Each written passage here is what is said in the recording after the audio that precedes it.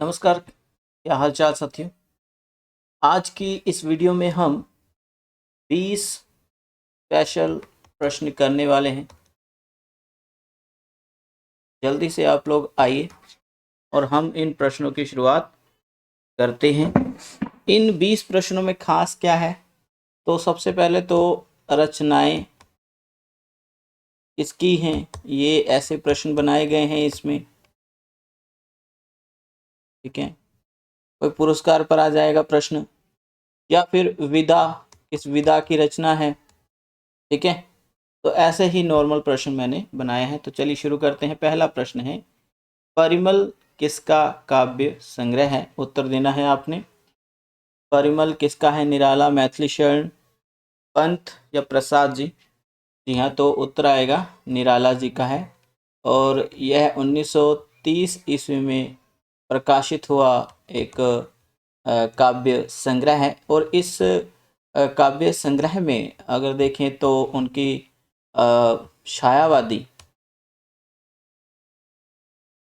और प्रगतिवादी रचनाएं मिल जाती हैं। ओके, दोनों ही प्रकार की रचनाएं मिल जाती हैं। और परिमल काव्य संग्रह की भूमिका में ही इन्होंने मुक्तक छंद, जिसको रबर छंद या केचुआ छंद कहा जाता है, उसकी घोषणा की थी। चलो आगे चलते हैं। ग्राम्या किसका काव्य है? ग्राम्या किसका काव्य है? तो याद रखिए, इससे प्रश्न ही आते हैं, ऐसे प्रश्न ही आते हैं। निराला, मैथिली शरण, पंत, प्रसाद, बहुत बढ़िया। जी हाँ, तो सुमित्रा नंदन पंत जी का यह काव्य है और 1940 ईस्वी में प्रकाशित हुआ यह एक उनका काव्य है। ओके, और ये प्रगतिवादी विचारधारा का काव्य है। ठीक है, प्रगतिवादी। आगे चलते हैं। हमारे पास प्रश्न अंक आया है 3। निहार कैसा, क्या किसका काव्य है? निहार किसका काव्य है, ये बताइए। निहार भी एक काव्य संग्रह है, ढेरों कविताएं इसमें मिल जाती हैं। बिल्कुल, ये महादेवी जी का है, महादेवी वर्मा का, 1930 ईस्वी में प्रकाशित हुआ। और यह है उनका प्रथम काव्य संग्रह था। क्या था? प्रथम काव्य संग्रह था। ठीक है, तो ये आगे चलते हैं। हमारे पास आता है एक प्रश्न, बाल गोविंद भगत नाम से एक रेखा चित्र मिलता है, और यह रेखा चित्र किसका है? महादेव वर्मा, राम वृक्ष बेनीपुरी, राम कुमार वर्मा या प्रताप सिंह? तो बेटा क्या उत्तर आना चाहिए इसके लिए? शाबाश, जी हाँ, तो उत्तर आएगा इसका राम वृक्ष बेनीपुरी। राम वृक्ष बेनीपुरी का एक रेखा चित्र संग्रह है, जिसको कहते हैं माटी की मूर्तें। क्या कहते हैं बेटा हम? माटी की मूर्तें। और 1946 इसमें प्रकाशित हुआ था। इसमें 12 रेखा चित्र हैं, जिनमें से बाल गोविंद भक्त हैं। ठीक है, आगे चलते हैं। अगला देखिए, कस्बे का आदमी किसकी कहानी है? जी बेटा बताइए, कस्बे का आदमी किसकी कहानी है? वैसे इस नाम से कहानी संग्रह भी है। नई कहानी आंदोलन में ये कहानी संग्रह आता है 1958 ईस्वी में। तो बेटा बताइए क्या उत्तर आना चाहिए? तो याद रखिए कि उत्तर जो आना चाहिए वह है कमलेश्वर। कमलेश्वर का 1958 ईस्वी में आया, यह एक कहानी संग्रह है। और इसके अतिरिक्त खोई हुई दिशाएं 1963 में आया। बयान 1973 ईस्वी में प्रकाशित हुआ उनका एक कहानी संग्रह है। कहानी संग्रह है जी। ठीक है, आगे चलते हैं। विकलांग श्रद्धा का दौर किस विधा की रचना है? विकलांग श्रद्धा का दौर किस विधा की रचना है? वैसे ये रचना किसकी है, पहले ये बताइए। ये एक व्यंग्य परक रचना है, और हिंदी में व्यंग्य एक ही व्यक्ति शानदार करता है, वो है परसाई, यानी हरिशंकर परसाई जी। और हरिशंकर परसाई का क्या है, ये व्यंग्य निबंध माना जाता है। और इसका जो प्रकाशन वर्ष है तो वो है जी 1982 ईस्वी। ठीक, सॉरी 1980 ईस्वी है। ठीक है, 1982 ईस्वी में इस पर इनको, यानी हरिशंकर परसाई को, इस रचना पर क्या मिला था? हिंदी साहित्य अकादमी मिला था जी। ठीक है, हिंदी साहित्य अकादमी पुरस्कार मिला था, यह भी आप याद रख सकते हैं।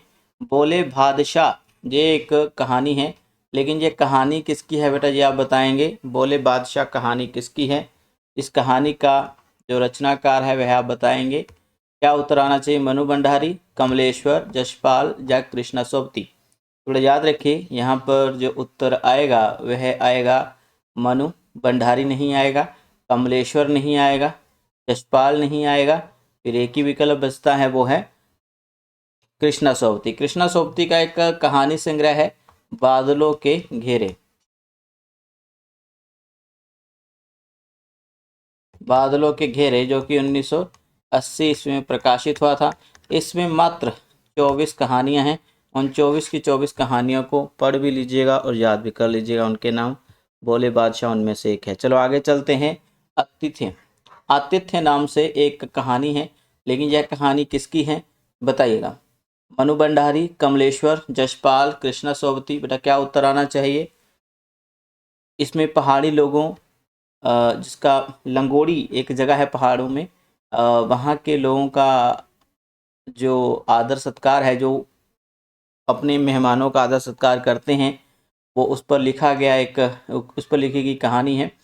और हालांकि वहाँ के लोग काफ़ी अंधविश्वासी भी हैं, ठीक है, लेकिन हाँ काफ़ी वो रिस्पेक्ट करते हैं अपने मेहमानों की। उस पर लिखी गई कहानी ये गद्य फुलवारी जो बीए की पुस्तक है वहाँ लगी हुई कहानी है। और मनु भंडारी, कमलेश्वर, जसपाल, कृष्णा सोबती किसकी कहानी हो सकती है, ये जसपाल की कहानी है, याद रखिएगा। आगे चलते हैं। टूटा पहिया किस विधा की रचना है। टूटा पहिया किस विधा की रचना है। टूटा पहिया किस विधा की रचना है। जी हाँ, तो टूटा पहिया यह एक काव्य है, कहानी नहीं, निबंध नहीं, उपन्यास नहीं, ये एक काव्य है यानी कविता है। ठीक है, मैं रथ का टूटा पहिया मुझे मत फेंको। ठीक है, तो टूटा पहिया किसका प्रतीक है, जैसे साधारण मनुष्य का प्रतीक है। साधारण मनुष्य मनुष्य का प्रतीक है। साधारण मनुष्य यानी लघु मानव का प्रतीक कह सकते हैं। मैं अभी गलत लिखे जा रहा हूँ। लघु मानव यानी साधारण मनुष्य का वह प्रतीक है, यानी हर व्यक्ति का अपना अस्तित्व है और किसी को भी हमें निम्न नहीं आंकना चाहिए। आगे चलते हैं। हमारे पास ये कुछ रचनाएं हैं, ये किस विधा की रचना है आप बताएंगे। कुमकुम, रश्मि रेखा। यहाँ पर रश्मि रेखा ना थोड़ा सा गलत बेटा लिखा गया है, इसी तरह से लिखते हैं रश्मि रेखा। ठीक है, रश्मि रेखा और अपलक। तो बताइए ये तीन रचनाएं किस विधा की हैं। कहानी, निबंध, उपन्यास, काव्य। बहुत बढ़िया, ये काव्य है बेटा। आगे चलिए। किस रचना का नवम सर्ग प्रसिद्ध है। नवम सर्ग किस रचना का प्रसिद्ध है। प्रिय प्रवास, उर्वशी, रश्मि रथी या साकेत। और उर्वशी के 5 सर्ग हैं, प्रिय प्रवास के 17 हैं, रश्मि रथी के तो 7 हैं, साकेत के 12 हैं, लेकिन इसका ही नवम सर्ग प्रसिद्ध है, वो भी लक्ष्मण की पत्नी उर्मिला के लिए। ठीक है, तो यह आप हमेशा याद रखिएगा। और ऐसी वर्तनी आज गलत हो रही है बहुत ज़्यादा, तो हम इसमें सुधार करेंगे। ठीक है, उर्मिला याद रखना बेटा, उर्मिला। चलो, उर्मिला का वियोग इसमें रखा गया। बीजक किस काव्य की रचना है। बीजक किस काव्य की रचना है। संत, सूफी, राम, कृष्ण। बीजक किस काव्य की रचना है। बहुत बढ़िया, ये संत काव्य की रचना है। चीफ की दावत किस विधा की रचना है। चीफ की दावत किस विधा की रचना है। बीजक रचना कबीर जी की है और वो संत थे तो इसलिए संत। चीफ की दावत किस विधा की रचना है। ये भीष्म साहनी द्वारा लिखी गई कहानी है। मानवीय रिश्तों में कैसे आज खटास पैदा हो रही है। एक बेटा अपनी माँ की रिस्पेक्ट नहीं करता है, वो मिलवाना नहीं चाहता है अपने सेठ से, अपने बॉस से, इसलिए क्योंकि वो बूढ़ी हो चुकी है, वो कुरूप है, वह उसके बाल झड़ चुके हैं, तो अनपढ़ होने के कारण भी वह नहीं उससे मिलाना चाहता है अपने बॉस से। लेकिन हाँ, ये एक तरह से मानवीय संबंध कैसे आज देखे जा रहे हैं, एक वही दिशा देती है कहानी। बिल्कुल ये एक कहानी है और भीष्म साहनी की ये कहानी नई कहानी आंदोलन की। बड़े घर की बात, यहाँ बड़े घर की बेटी नहीं है बेटा, बड़े घर की बात लिखा है। ये किसकी कहानी है आप बताएंगे। बड़े घर की बात, जी हाँ, महादेव वर्मा, सुभद्रा कुमारी चौहान, कमलेश्वर या फिर प्रेमचंद। तो बेटा याद रखिएगा ये सुभद्रा कुमारी चौहान जी की कहानी है। आगे चलते हैं, इंसा के घर इंसान, इंसा या ईसा के घर एक ही बात है। तो याद रखिए ये कहानी पूछी जा सकती है, बहुत प्रसिद्ध है और चारों ही रचनाकार आपको मास्टर कैडर और लेक्चरर कैडर के सिलेबस में लगे हुए हैं। मनु भंडारी, सुभद्रा कुमारी चौहान, कमलेश्वर या प्रेमचंद। थोड़ा याद रखना है मनु भंडारी, ठीक है, मनु भंडारी जी की ये कहानी है। श्रीमान का स्वागत नाम से एक निबंध मिलता है, लेकिन ये निबंध किसका है? श्रीमान का स्वागत रामचंद्र शुक्ल, प्रताप नारायण मिश्र, बाल कृष्ण भट्ट या बाल मुकुंद गुप्त। बड़ा याद रखना है ये बाल मुकुंद गुप्त जी का एक निबंध है। आपने सुना होगा शिव शंभू के चिट्ठे नाम से एक निबंध संग्रह है उनका, ठीक है, जो लॉर्ड कर्जन के ऊपर कटाक्ष का एक निबंध संग्रह है। तो याद रखिए कि ये उन्हीं का ही निबंध है। कस्तूरी कुंडली बसे नाम से एक आत्मकथा है, और ये आत्मकथा किसकी है? राम कुमार वर्मा, मीराकांत, मृणाल पांडे या मैत्रेयी पुष्पा। याद रखना है इसका उत्तर मैत्रेयी पुष्पा आएगा। प्रिय प्रवास, साकेत, कामायनी, चिंतामणि पर कौन सा पुरस्कार दिया गया है? एक ही पुरस्कार मिला है, क्या उत्तर आना चाहिए? प्रिय प्रवास 1914, जी प्रकाशन वर्ष बता रहा हूँ बेटा 1931 या 32 माना जाता है, कहीं कहीं 32 में मिलता है, और इसका 1935 और 36 मिल जाता है। चिंतामणि 1941, जी चिंतामणि जो है काव्य नहीं है, एक निबंध संग्रह है जो कि था अपने रामचंद्र शुक्ल का पहला भाग चिंतामणि, ठीक है, निबंधों का। चलिए तो 17 निबंध हैं चिंतामणि में, ओके, पहले भाग में बेटा याद रखना है। तो इसमें साहित्य अकादमी मिला, इन पर ज्ञानपीठ मिला, मंगला प्रसाद पारितोषिक मिला या व्यास पुरस्कार मिला। तो याद रखिएगा मंगला प्रसाद पारितोषिक पुरस्कार इन सब पर मिल चुका है। जो साहित्य की रीढ़ की हड्डी मानी जाती है जो सभी रचनाएं, ठीक है, हिंदी साहित्य की। व्यक्तिवाद का युग कौन सा माना जाता है? जिसमें कवियों ने व्यक्तिकता के आधार पर यानी निज की कल्पना शक्ति के आधार पर कविताओं का निर्माण किया। क्या उत्तर आ सकता है इस प्रश्न के लिए? द्विवेदी युग, प्रयोगवाद, प्रगतिवाद या भारतेंदु युग। तो याद रखें बेटा यहाँ पर क्या उत्तर आना चाहिए? यहाँ पर उत्तर आना चाहिए व्यक्तिवाद का, वो आएगा प्रयोगवाद, ठीक है।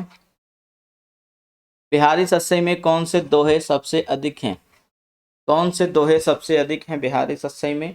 नीति के, श्रृंगारी के, यानी श्रृंगार के, भक्ति के या उत्साह के। तो बेटा जब बताइएगा उत्तर क्या होना चाहिए इसके लिए? अंदर उत्तर आ रहा है, जी हाँ श्रृंगार। तो याद रखें बेटा श्रृंगार के, ठीक है। तो श्रृंगार रस के यहाँ पर बता देते हैं कि टोटल 713 दोहे हैं, ठीक है, जिनमें से कहा जाता है कि 600 लगभग 600 दोहे तो श्रृंगारिक हैं, यानी प्रेम पर आधारित हैं। चलिए तो आज की वीडियो में इतना ही। चैनल को जरूर सब्सक्राइब करें, ओके जी, और लाइक करें इस वीडियो को, और एक लास्ट फरमाइश की शेयर भी करें, ठीक है। बाकी कोई भी बैच संबंधी जानकारी हो यहाँ पर फ़ोन करिएगा, यहाँ पर नंबर, ठीक है, दिया है। धन्यवाद, शुक्रिया।